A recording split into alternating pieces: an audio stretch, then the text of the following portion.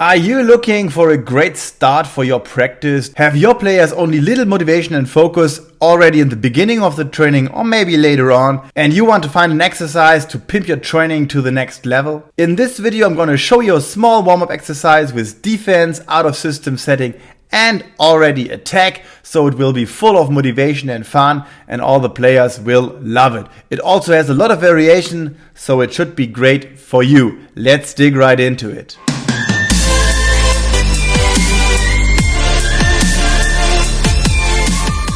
Hey guys, welcome on my channel. I hope you have a great day. This is all about volleyball, and in this video I'm going to show you a small warm-up exercise with lots of variation, and therefore you can bring it a few times during the season. You can always change little things and it will be different situations for the players, so it won't be boring and they will have lots of fun, and it will be good for your motivation and focus of the training. It's about ball control and about the basic techniques, platform passing, about setting, and of course attack. So you will have fun. This exercise is not fixed on a specific amount of players. You can do it with a small team, you can do it in big groups, and it doesn't matter if the amount of players are odd or even, and therefore it's great to start your practice. You can always do it and don't think about how to organize it, because it's very easy for the players to adapt and do this exercise, because we will have a lot of easy changes, and therefore great to start your training. The players will love it. Let's go. Since it might be hard to some players to start right away with spikes or at least controlled attacks, it might be necessary to warm up a little bit, to do some basic warm up. And as you can see here, we start by doing some out of system setting after bouncing the ball on the floor.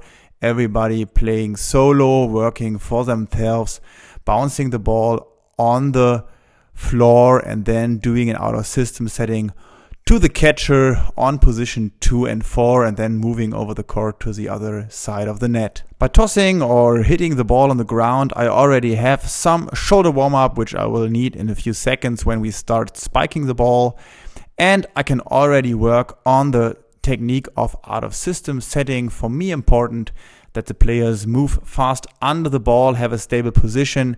They have to square their shoulder axis, except the setters, they can play lateral to their shoulders, and that the setting comes from full body impulse. They have to straighten all their joints, their knees, their hips, their shoulders, their elbows, so that the impulse comes from the whole body for a perfect set. If you don't like to start immediately with some ball contact, of course you can start with dynamic activation, as I always say. So some mobility and stability exercises for the players. Should be dynamic, can be explosive, should be fun. So let's get to the exercises I wanted to show you. So we have one player at the net attacking to a defense position, and all the other players are doing defense and out of system settings, and they do both action, which means that the player is first doing the defense and then has to move under the ball and doing the out of system setting to the catcher.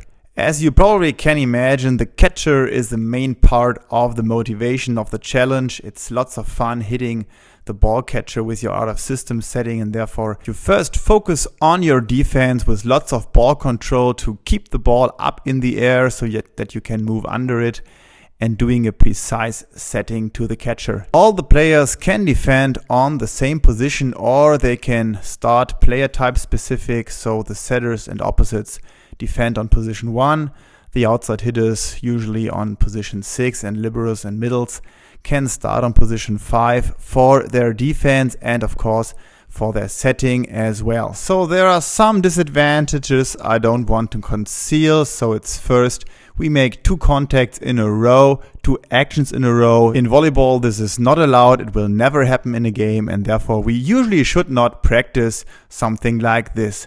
And another disadvantage is that all the players are moving around except the spiking players, who can stay for like 8 to 12 spikes. And therefore it is kind of hard for the trainer to coach the players, to give them some corrections. And even if you do, the players will move on first and end up in the waiting line before they can do their next try to make it better. So why did I do this exercise? Yes, for sure there are some advantages as well. For me, it was very important to practice ball control, and I wanted to have the players focus for that. and therefore it's great to have 2 actions so that they need to control the first ball to have the second action, because if they don't, they will miss the chance to hit the target, to hit the ball catcher. Another positive thing for this exercise, it's easy to organize it because I just have one player fixed on the spiking position and the rest is moving around, but it doesn't matter how many players I got in training and how their specific position is. Everybody needs to be able to do a defense and to make an out of system setting, and therefore this is kind of easy start for the practice.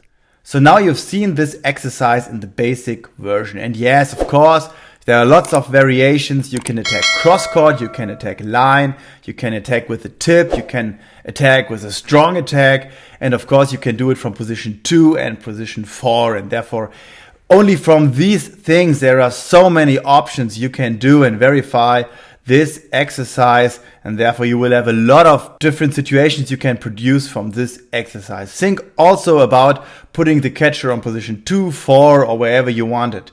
Therefore there are lots of things you can do with this exercise and adapt it just to the level of your team. If you're interested in the catcher, check out the website from GOLIATH. You will find the link down below. It's a nice catcher, very solid and very flexible. You can adapt the height, you can change the angle of the basket, the size of the basket are different options, and therefore this is kind of great whatever you want to practice, if it's serve, reception, setting, or even maybe defense. And therefore this catcher is quite good for your practice. It will put your practice into a new level and the motivation of the players will rise to the moon. If you like this video, please hit the like button, and maybe you want to subscribe to my channel. It's free, it makes me happy, and I will hope to see you in the next video. Have a great day. Bye bye.